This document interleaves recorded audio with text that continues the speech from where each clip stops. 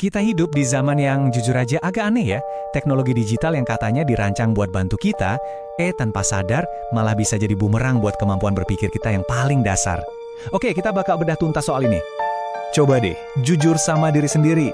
Pernah nggak sih ngerasa makin susah buat fokus atau gampang banget keganggu sama notifikasi? Pertanyaan ini bukan basa-basi loh. Ini pertanyaan super penting buat kita semua yang hidup di zaman sekarang. Ini bukan lagi soal gangguan biasa ya. Ini udah levelnya perang kognitif.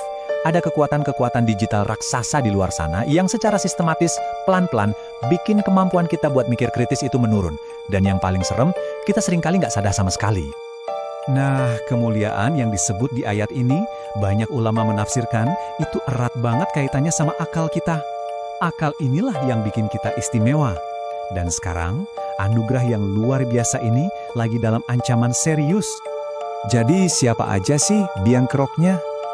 Tenang, dalam pembahasan ini kita akan bongkar 3 pelaku utama di balik krisis kognitif yang lagi kita hadapi ini. Ancaman pertama namanya otak TikTok, dan ini bukan istilah bercandaan loh, ini beneran ada. Ini fenomena di mana otak kita seolah-olah dilatih ulang buat terus-terusan butuh rangsangan yang cepat dan singkat. Akibatnya, jadi susah banget buat konsentrasi ke hal-hal yang butuh waktu lebih lama dan pemikiran lebih dalam. Dan angkanya, ini gila banget sih. Hampir setengah dari pengguna TikTok yang disurvei bilang kalau video yang durasinya lebih dari 1 menit itu rasanya bikin stres. Kebayang nggak? Ini bukti nyata betapa drastisnya rentang perhatian kita menyusut. Ayat ini ngajak kita buat melakukan tadabbur atau merenung secara mendalam. Ini kebalikannya 180 derajat dari kepuasan instan yang ditawarin TikTok. Satu sisi menuntut kecepatan, ganti-ganti terus, sisi lainnya justru butuh kesabaran, kedalaman, dan pikiran yang tenang. Beda banget kan? Lanjut, yang kedua, media sosial. Platform-platform ini tuh sengaja banget dirancang buat mainin sistem dopamin di otak kita. Dopamin itu hormon senang, jadi kita dibikin ketagihan buat nge-scroll terus, nge-like terus, dan balik lagi, dan lagi. Nah, disinilah sains modern ketemu sama kearifan spiritual. Kecanduan dopamin yang kita omongin tadi, kalau dari kacamata spiritual, itu sama aja kayak kita nurutin hawa nafsu.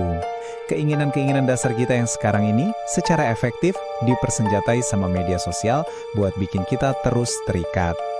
Dan ancaman ketiga, ini yang mungkin paling nggak kelihatan, pembongkaran kognitif.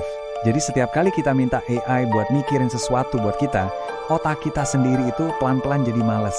Ibarat otot deh, kalau nggak pernah dilatih, ya lama-lama bakal melemah. Hadis ini nunjukin betapa Islam itu sangat menghargai aktivitas berpikir yang mandiri dan aktif. Tapi sekarang, tindakan yang sangat berharga ini, malah tanpa sadar, sering banget kita oper ke mesin. Pertanyaan gedenya sekarang, kalau ini semua separah itu, kok kita kayaknya biasa-biasa aja ya? Kenapa alarm di kepala kita nggak bunyi kencang? Ada analogi namanya katak rebus, dan ini pas banget. Jadi kerusakannya itu terjadi pelan-pelan banget, kita jadi nggak sadar. Terus kita udah kecanduan sama air hangat dopaminnya.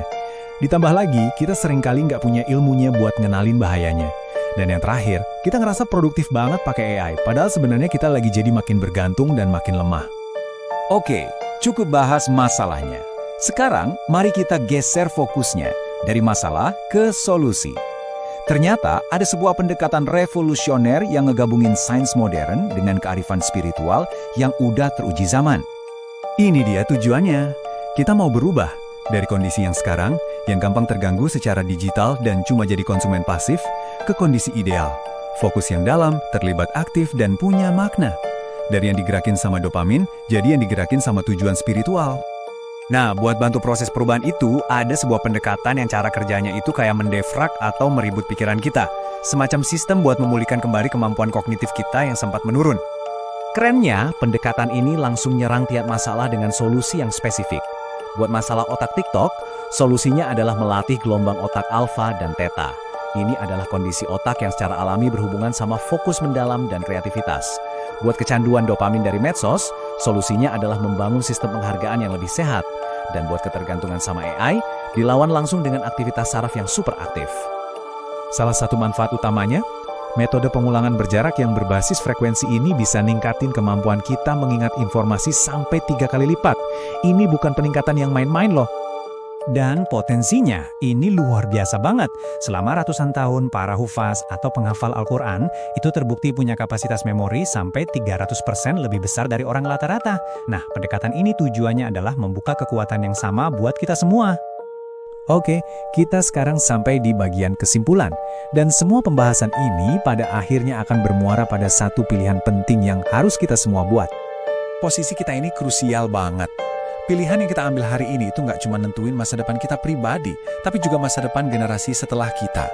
Pertanyaannya, kita mau jadi generasi pemikir atau cuma jadi generasi pengguna alat pemikir?